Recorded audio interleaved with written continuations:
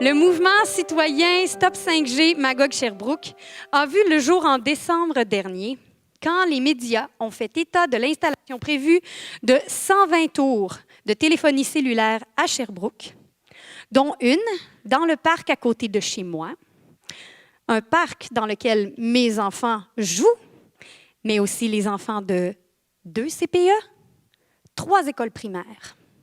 Est née l'urgence de sensibiliser la population sur les impacts nocifs que peuvent avoir les technologies sans fil et la 5G. Madame Julie Galipeau prendra la parole. Détentrice d'un doctorat en chiropratique, elle a, au cours de sa carrière, intégré la technique Bowen qui utilise, entre autres, les points d'acupuncture pour stimuler l'auto-guérison. En 2016, elle réoriente sa carrière et poursuit ses études à l'Institut de biobiologie du Nouveau-Mexique aux États-Unis, se spécialisant en inspection électromagnétique. Madame Galipeau privilégie l'approche préventive pour l'entretien de la santé et la réduction de l'exposition aux ondes électromagnétiques est un facteur important pour y arriver. Madame Galipeau offre ses services à Shefford, près de Bromont, où elle réside. Au cours de sa présentation d'une trentaine de minutes, elle nous parlera des meilleurs moyens pour nous protéger des ondes électromagnétiques. Sa présentation sera suivie également d'une petite période de questions. Alors, avant de commencer, je vais vous expliquer brièvement comment j'en suis arrivée à travailler dans le domaine de l'environnement électromagnétique. Il y a 4 ans, j'ai commencé à utiliser mon ordinateur avec l'antenne Wi-Fi activée pour la première fois. Puis mon routeur était, le routeur était chez un voisin là, au bout du couloir. Puis après à peu près 2-3 mois, j'ai commencé à développer 2 symptômes. Je m'endormais vraiment très tard. Habituellement, moi, je me couche à 9 heures, puis je m'endors rapidement. J'ai un sommeil profond. Puis là, je ne m'endormais pas avant 1 heure du matin. Je trouvais ça étrange. Puis j'avais des maux de tête aussi. Alors, j'ai commencé à me poser des questions. Puis j'ai une sœur qui connaissait un petit peu la problématique. Elle m'a prêté un appareil de mesure. Puis elle m'a dit, écoute, mesure ce que ton ordinateur émet, puis fais une comparaison avec les normes d'exposition de la biobiologie allemande, qui est un institut qui s'occupe de maisons saines et écologiques. Donc, c'est ce que j'ai fait. J'ai mesuré mon ordinateur. Puis, à ma grande surprise, j'ai vu que quelque chose sortait de mon ordinateur et le rayonnement était vraiment puissant. J'ai comparé avec les normes de la biobiologie. Puis au début, j'ai ri. Ça a été ma première réaction. C'est comme, oh, il y a quelque chose qui sort de mon ordinateur. Alors, j'apprenais de nouvelles choses. Puis là, à l'intérieur de quelques minutes, j'ai eu une deuxième réaction. Ça a été, oh, wow! C'est ça qui crée mes symptômes. Wow! On s'est fait jouer un vilain tour, je pense. Il y a quelque chose, quelqu'un, il y a eu un manque de vigilance à quelque part. Donc, j'étais bouleversée, en fait, de voir ça. J'ai commencé à m'informer, à lire. Puis, de fil en aiguille, je suis partie étudier aux États-Unis en inspection électromagnétique. Puis, évidemment, j'ai désactivé l'antenne de mon ordinateur et je me suis recablée. Puis, au bout d'une semaine ou 2, j'ai recommencé à bien dormir. Puis, les maux de tête ont disparu. Alors, voilà comment ça a commencé. C'est une image qui vaut 1000 mots, qui parle en fait du vivant, d'organismes humains, des plantes, des animaux, qui fonctionnent à partir d'impulsions électriques très fines, très subtiles. Donc, tout l'organisme fonctionne à partir d'électricité. Le fonctionnement du système nerveux, le battement cardiaque, la division cellulaire, la guérison d'une blessure, la croissance d'un os, la contraction musculaire, etc. Tout fonctionne à partir de cette impulsion nerveuse-là, électrique. Et on dit aujourd'hui que les champs électromagnétiques viennent interférer avec ce fonctionnement-là électrique du vivant. Pour la majorité des gens, la pollution électromagnétique est difficile à saisir. Pour plusieurs, si c'est invisible, c'est que ça n'existe pas. Fait que je vais essayer de vous donner quelques images, puis un petit peu de son aussi, pour que ça devienne un peu plus tangible. Alors, on a le spectre électromagnétique. À droite, à l'extrême droite, les rayons X. Au centre, des fréquences un peu plus basses, les radiofréquences, en fait, toute la technologie sans fil. Et à gauche, les plus basses fréquences, donc le système électrique de nos maisons. Donc, l'électricité et les radiofréquences, c'est les deux paramètres que je regarde, en fait, quand je fais une inspection électromagnétique. Donc, pour moi, c'est une histoire de fil. Les radiofréquences, avant les années 90, en fait, toutes nos communications se faisaient à l'intérieur d'un fil. Donc, nos appels téléphoniques, les courriels, l'information sur Internet, tout se faisait à partir de fils. Donc, il n'y avait aucune radiation à l'extérieur. Et à partir des années 90, on a commencé à avoir plusieurs appareils sans fil, les cellulaires. Ensuite, un peu plus tard, les routeurs, téléphones sans fil maison. Et on s'est demandé, pour plusieurs, si l'information n'est plus dans un fil, où est-ce qu'elle passe? Donc, évidemment, cette information-là, elle passe dans l'ambiant. Elle passe dans l'air à une vitesse très, très rapide. Il y a une onde porteuse qui porte toute cette information-là. Et ça va d'une antenne à une autre, d'un émetteur à un autre. Donc, c'est toujours bidirectionnel. Donc, le routeur va communiquer avec l'antenne de l'ordinateur. La base du téléphone sans fil communique avec le téléphone. Le cellulaire va communiquer avec la tour cellulaire plus proche, ainsi de suite. Ensuite, le deuxième paramètre qu'on regarde, qui peut affecter notre santé, c'est le système électrique de la maison. La plupart de nos maisons sont faites à partir de fils Romex, c'est-à-dire un fil électrique entouré d'une gaine de plastique. Et on sait aujourd'hui qu'il y a des fils entourés de métal qu'on appelle BX, qui permettent de limiter beaucoup l'expansion, en fait, l'émission des champs électriques, parce qu'on voit en haut, au niveau de la chambre, évidemment, on a des fils partout, on ne les voit pas, mais on est entouré de fils. Donc, plancher, plafond, murs, les appareils électriques, les appareils électroniques. Donc, avec certains fils, on peut limiter l'émission de champs électriques, puis aussi on peut repenser en fait la façon dont surtout quand on construit une maison, la façon dont on place les fils à travers la maison. Encore là, connexion filaire à gauche, toute l'information voyageait à travers un fil, et maintenant, avec les appareils sans fil, cette information-là, elle est comme un brouillard, en fait, qu'on ne voit pas, mais qu'on est capable de mesurer avec des instruments. Puis, comme disait Dr. Héroux, il y a beaucoup de gens qui commencent à ressentir les effets. Voici ce à quoi ressembleraient nos villes si les signaux Wi-Fi de téléphone cellulaire étaient visibles à l'œil nu.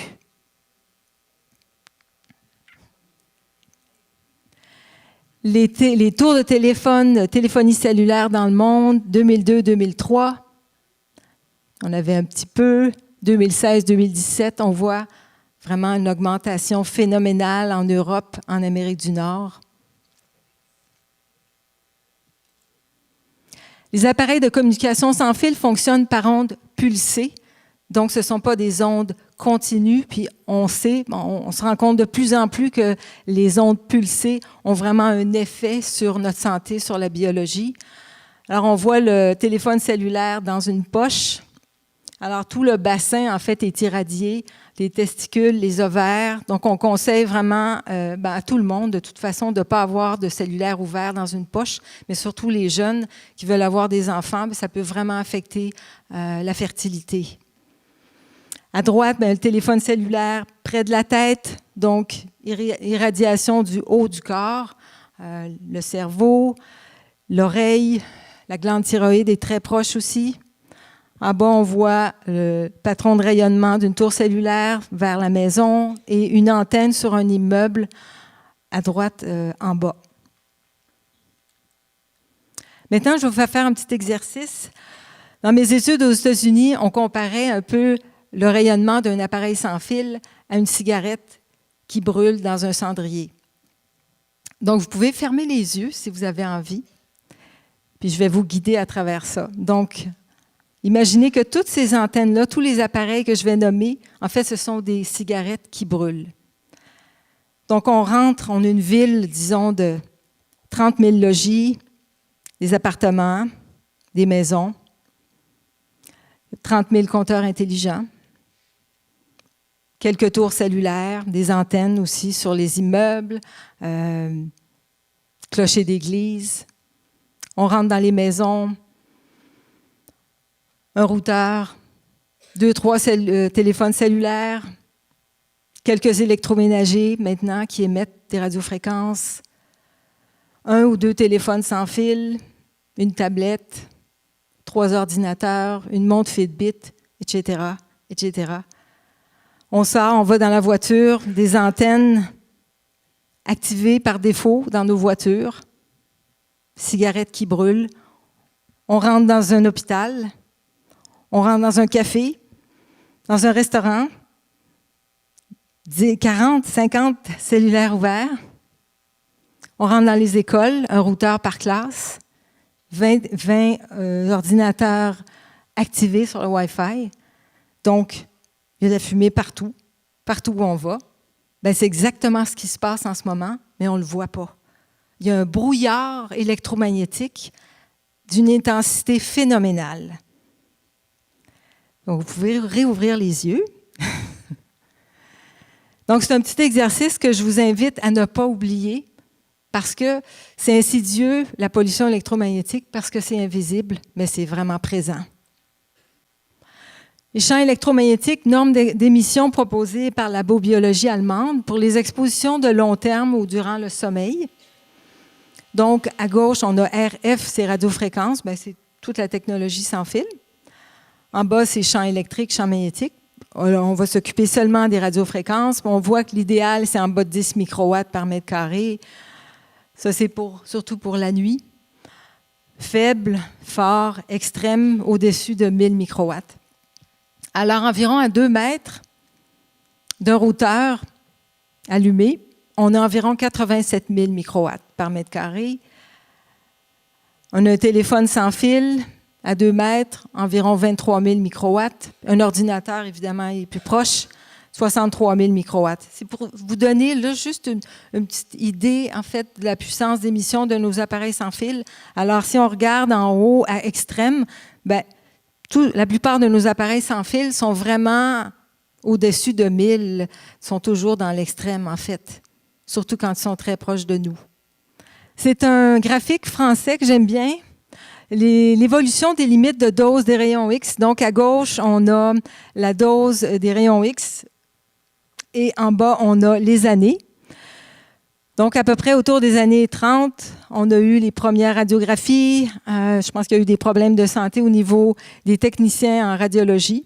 Donc, il y a eu des études de fait. Puis, le gouvernement français, au fil des ans, a abaissé les doses de rayons X jusqu'à aujourd'hui. Donc, vous regardez un petit peu au tout début, la dose était très élevée. Et puis, à partir des années 2000, on voit que ça a vraiment baissé beaucoup. Et au niveau de la pollution électromagnétique par la communication sans fil, on est à un niveau très, très élevé. Et on espère que les gouvernements vont changer toutes ces normes d'exposition-là, que tout va être revisé et que ça ne prendra pas 50 ans avant d'avoir des normes vraiment justes pour notre santé.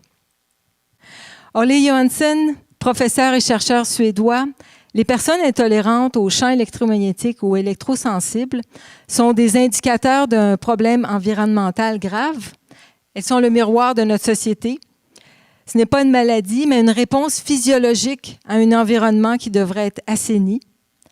Donc, ce n'est pas des personnes folles, comme bien peuvent le penser. C'est un handicap environnemental avec un abaissement du seuil de tolérance puis un point de basculement qui se produit en présence des champs électromagnétiques. Donc, le corps humain est capable d'en prendre, il est capable de s'adapter jusqu'à un certain point, mais en ce moment, c'est juste trop. Le corps a beaucoup de difficultés à gérer toutes ces ondes-là et les gens ont de plus en plus de symptômes. Donc, intangible, impalpable, la pollution électromagnétique est tout de même ressentie par une partie de la population. On dit qu'environ 5 % de la population souffre d'électrosensibilité avancée. Ça, c'est des gens qui doivent vivre un changement de vie totalement radical. Donc, ils doivent quitter leur travail, ils doivent quitter leur logis parce qu'ils sont vraiment malades. Donc, ils doivent s'en aller, trouver un lieu où leur corps va pouvoir se reposer, se régénérer. Donc, ils sont absolument obligés d'être dans un autre environnement pour pas mal de temps. 10 % des personnes souffriraient d'électrosensibilité modérée. Donc, les gens ont des symptômes, ils font le lien avec la pollution électromagnétique, puis ils se protègent. Donc, il y en a beaucoup qui vont garder leur travail, ils vont demander des accommodements, chez les amis, chez la famille, quand ils sortent. Donc, ils se protègent, ils ne veulent pas que leur électrosensibilité augmente. Et il y a un 40 % de la population qui a développé des symptômes par rapport à la pollution électromagnétique, mais qui ne fait pas encore le lien entre les symptômes et cette pollution-là. Donc, ça fait beaucoup de monde, en fin de compte. Les effets, les symptômes du rayonnement sans fil sur la santé, premièrement, problèmes de sommeil, maux de tête, fatigue, palpitations cardiaques, perte de concentration et de mémoire, les acouphènes, bruit dans les oreilles. Beaucoup de gens ont ça. L'oreille interne, les membranes sont vraiment sensibles au rayonnement sans fil. Troubles oculaires, donc les yeux qui chauffent, ça peut être une perte de la vue, une diminution de la vue. Risque accru de rhume et d'infection, donc système immunitaire, c'est très dur pour le système immunitaire. Anxiété, douleurs musculaires, bouffées de chaleur, étourdissement. Au niveau cellulaire, 100 % des gens réagissent aux champs électromagnétiques. Sans prévention, nous sommes tous des électrosensibles en devenir. Je vais parler du test du 7 jours. Pour les gens qui ont des symptômes, évidemment, tous ces symptômes-là peuvent avoir des causes diverses, on s'entend, sauf qu'avec l'intensité de la pollution électromagnétique qu'on a aujourd'hui, c'est certain que ça fait partie d'une cause importante. Donc, pour les gens qui habitent dans une maison unifamiliale et dont il n'y a pas de tour cellulaire trop proche, ce qui peut être fait, c'est de débrancher en fait tous les appareils sans fil dans la maison pendant une période de 7 jours, puis de voir comment vous vous sentez, de noter vos symptômes. Ensuite, de repartir tous ces appareils-là, et puis de renoter encore vos symptômes. Pour les gens qui vivent dans un immeuble multilogement, évidemment, ces ondes-là traversent les murs, le bois, le gyprock. Donc, c'est sûr que les ondes des voisins entrent. Donc, je vous conseille de quitter l'appartement, d'aller ailleurs, peut-être à la campagne ou en tout cas dans un endroit non pollué et un endroit où il n'y a pas de technologie sans fil, pas de tour cellulaire non plus. Et notez vos symptômes. Ensuite, revenez dans votre milieu. Et vous allez voir probablement une bonne différence. Et refaites ce test-là 1 fois, 2 fois, 3 fois si vous avez envie. Puis, vous allez voir que si vous aviez des doutes, ça peut être vraiment intéressant pour vous. Alors, une petite blague. Nos sonnettes de porte s'enfilent sur leur chargeur. Alors, comment se protéger? Bien, avant de commencer, d'entrer dans le vif du sujet, j'aimerais parler du sentiment d'urgence, en fait, qui nous habite. Je pense qu'avec le téléphone cellulaire dans nos vies, l'utilisation du téléphone cellulaire, le rythme de vie s'est accéléré. En fait, on est disponible en tout temps, en tout lieu. Et en fait, tout est devenu une urgence. Je ne sais pas si vous avez déjà fait cette réflexion-là, mais en fait, les vraies urgences, il y en a peu. Hein? Un feu, une attaque, un gros accident, un problème de santé grave. Oui, ça existe, mais de façon quotidienne, il n'y en a pas tant que ça, des urgences. Et moi, je pense qu'avec le téléphone sans fil, le téléphone cellulaire, tout est devenu une urgence. Fait que je vous invite juste à relaxer. Donc, la première chose à faire pour réduire son exposition aux champs électromagnétiques, c'est de réduire l'utilisation de nos appareils sans fil. La deuxième chose, c'est d'augmenter la distance avec ces appareils-là. Puis la troisième, c'est l'utilisation câblée. Protéger votre santé, ça implique des changements de comportement.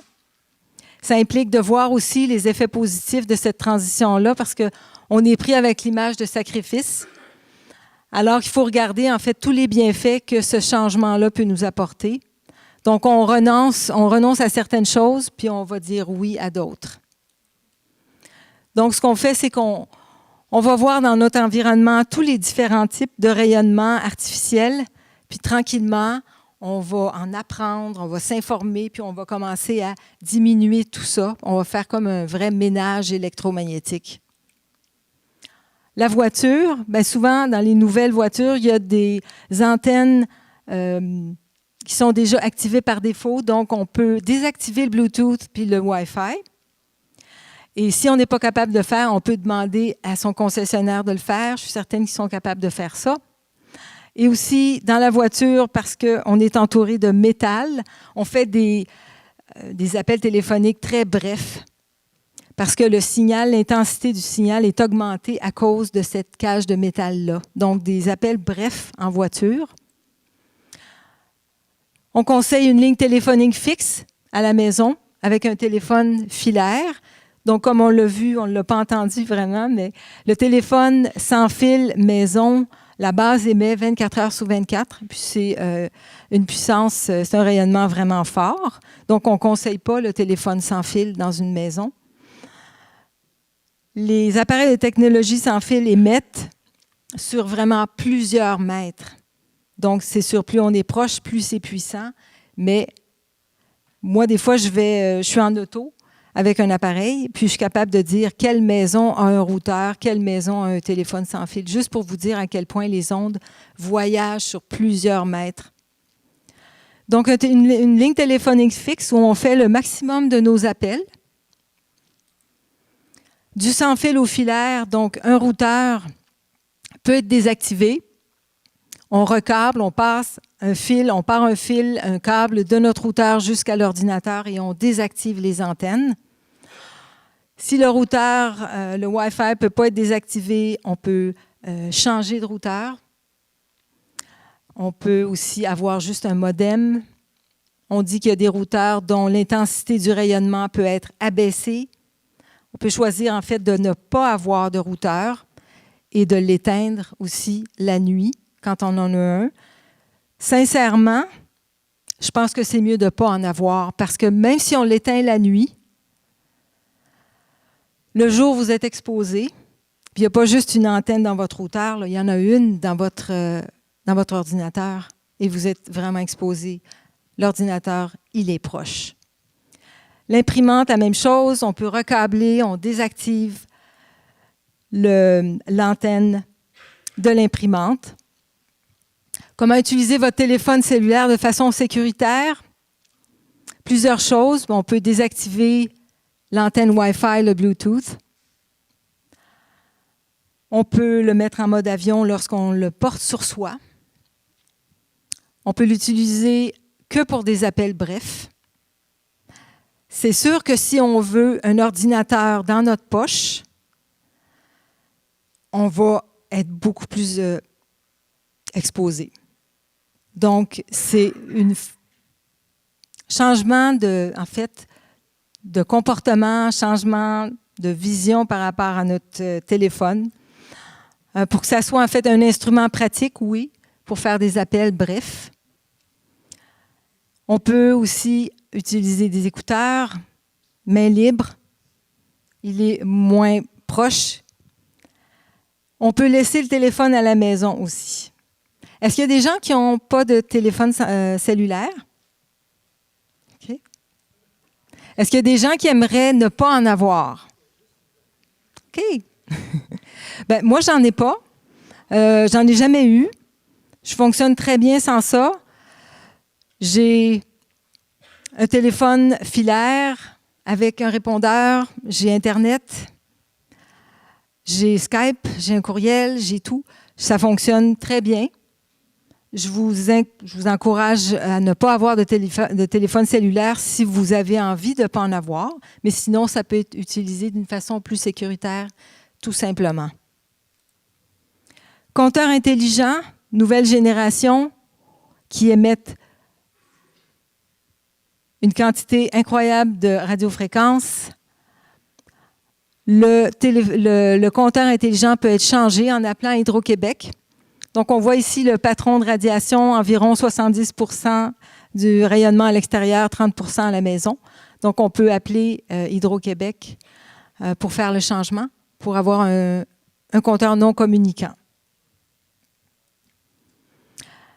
Achat, location d'une maison, d'un appartement, d'un bureau. Donc, certains paramètres à regarder avant d'acheter une maison, avant d'acheter un condo ou de louer aussi un appartement pour ne pas avoir de surprise. Donc, la salle électrique, quand on va habiter dans un immeuble multilogement, elle est où la salle électrique? Donc, on ne veut pas une salle électrique avec plusieurs compteurs près de notre appartement, en dessous, à côté. Tours cellulaires, où sont les tours? On fait 360 degrés, on regarde dans notre quartier. Est-ce qu'il y a des tours cellulaires proches? Est-ce qu'il y a des antennes sur les immeubles et clochers d'église? On ne veut pas être près d'une tour cellulaire à moins de 500 mètres. Ligne électrique. Est-ce que la ligne électrique à l'extérieur est très proche de la maison ou elle est plus loin? Ça dépend aussi de la puissance de l'électricité des fils, mais il y a quand même une certaine distance à respecter. Un appartement dans un immeuble multilogement peut être sur un coin. Donc déjà, on a 2 voisins en moins. Donc, la liste est longue. Il y a plusieurs paramètres à regarder, mais disons que ça, c'est quelques paramètres là, pour vous aider. Donc, des matériaux de protection pour les radiofréquences, il y en a plusieurs dans notre domaine. La peinture de carbone, il y a des feuilles métalliques, moustiquaires d'aluminium par vapeur, il y a des tissus aussi. On nous dit que pour la 5G, la plupart des matériaux solides vont apporter une bonne protection, sauf les tissus. Les tissus, à cause du tissage, vont probablement moins bien protéger, mais tous les autres matériaux de protection vont très bien fonctionner. Je vais parler un petit peu de la dépendance au téléphone cellulaire. Donc, on voit les téléphones cellulaires dans toutes les mains, pratiquement. Ce qui se passe, c'est une surstimulation au niveau du cerveau. Donc, surstimulation avec un déséquilibre au niveau de la chimie du cerveau. C'est une opération de séduction du public, hein, avec des produits très attrayants. Ne vous laissez pas séduire. Alors, chez les jeunes, production de dopamine et d'adrénaline, donc une hormone de stress qui est stimulée. Une psychiatre américaine propose un jeûne électronique pour les jeunes en difficulté de comportement, difficulté d'apprentissage, difficultés émotionnelles.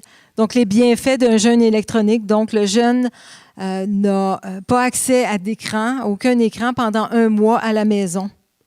Et ça permet à son corps, à son cerveau de se rééquilibrer en l'espace d'1 mois. L'enfant change, croissance saine du lobe frontal, sommeil réparateur, meilleure attention, concentration, une détente de tout l'organisme. Apprentissage et développement optimal, augmentation d'activité sociale, physique et créative. Et par la suite, en fait, il y a comme une réintroduction d'écran à la maison, de temps d'écran, mais de façon vraiment contrôlée. Le sommeil, est-ce normal de ne pas bien dormir? 1 heure de téléphone portable, 1h30 d'Internet, 1h15 de jeux vidéo. Bonne nuit! Alors, pour un sommeil profond et réparateur, la première chose, c'est vraiment de diminuer votre exposition durant le jour. Tout ce que vous faites durant le jour, toute votre exposition au niveau électromagnétique, ça va avoir une influence sur votre sommeil. Donc, si vous faites un beau ménage électromagnétique dans votre environnement, au bureau, vous allez avoir probablement un sommeil de meilleure qualité. Avoir une chambre la plus sombre possible, moins de temps d'écran après la tombée du jour, moins de longs appels téléphoniques le soir, puis peut-être de diminuer aussi les substances stimulantes. Le thé, le café, le cacao, des substances qui créent beaucoup de dépendance, on le sait, qui sont bonnes. Et moi, je vous conseille, si vous avez un mauvais sommeil, peut-être de diminuer graduellement, puis de faire une petite cure de 2-3 mois sans stimulant et de voir comment est votre sommeil. Donc ça aussi, ça peut être un conseil intéressant. Les repas lourds, l'exercice physique le soir non plus pour un bon sommeil, c'est pas recommandé. J'étais chiropraticienne, donc c'est très dur sur la colonne cervicale d'avoir la tête toujours penchée vers l'avant comme ça. Ole Johansson, les appareils de communication sans fil ne sont pas des nécessités vitales comme une nourriture saine, de l'air sain, la compréhension et l'amour. Ce sont des jouets amusants et pratiques, mais aussi des jouets dangereux. La communication non violente au quotidien, c'est un petit livre de Marshall Rosenberg, 10 $. Un petit livre qui se lit rapidement. Moi, je vous conseille de parler avec vos voisins, votre famille, vos amis. Si vous avez envie de vous protéger, vous pouvez demander de débrancher certains appareils quand vous allez chez les gens. Je vous invite à le faire. Ce n'est pas facile parce que les gens réagissent, mais c'est un petit livre qui peut vous aider à faire des demandes et non pas à exiger. Donc, pour vous armer de courage, ça peut vraiment vous aider.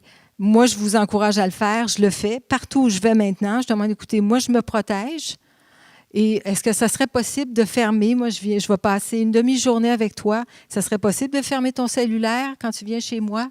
Ou si je vais chez toi, est-ce que tu es d'accord de fermer ton routeur? Puis là, tranquillement, à force de le dire, les gens se conscientisent. Et en fait, je m'occupe de moi, tout simplement. Et la plupart des gens vont dire oui. La prévention, bien, je sais que vous prenez soin de votre santé si vous êtes ici, donc la qualité de l'air, la qualité de l'eau, votre nourriture. Mais on ne peut pas aujourd'hui faire de la vraie prévention, en fait, sans faire un grand ménage au niveau électromagnétique dans notre environnement. Ce n'est pas possible. Les communications sans fil, pour moi, c'est totalement absurde. Parce que pour un peu de commodité et de mobilité, on s'expose à des quantités phénoménales de radiation. Alors, stoppons les autres antennes 4G, les antennes 5G, on n'en veut pas plus. Bon courage.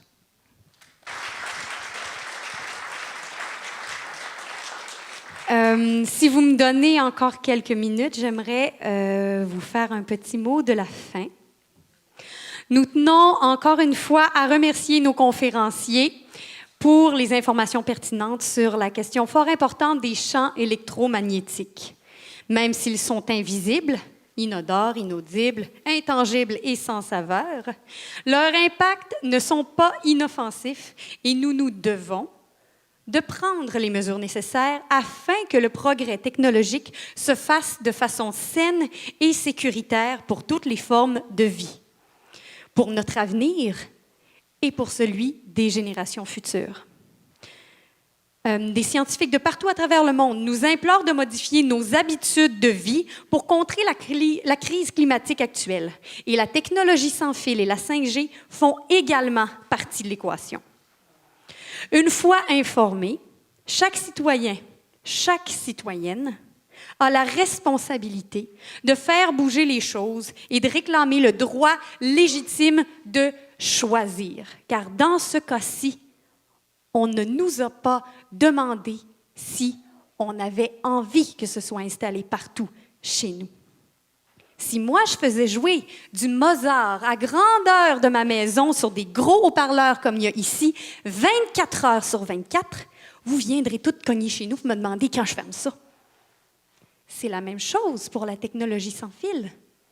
Si moi, dans ma maison, je reçois les émissions des cellulaires de mes voisins, des compteurs intelligents de mes voisins, des routeurs de mes voisins, des téléphones sans fil de mes voisins, alors que je ne les ai pas demandés, eh bien, c'est une atteinte à mon droit, mon libre arbitre. La Suisse et la Belgique ont demandé un arrêt du déploiement de la 5G. Il y a actuellement 2 recours intentés aux États-Unis parce que les normes d'exposition de la population aux ondes du sans-fil sont inadéquates et ne tiennent pas compte de très nombreuses études scientifiques indépendantes concluant à leurs effets nocifs. Ces normes sont semblables au Canada. Et nous pouvons, nous aussi, dire non, dire stop et refuser de servir de cobaye. Par amour pour la vie, par respect pour ceux à venir.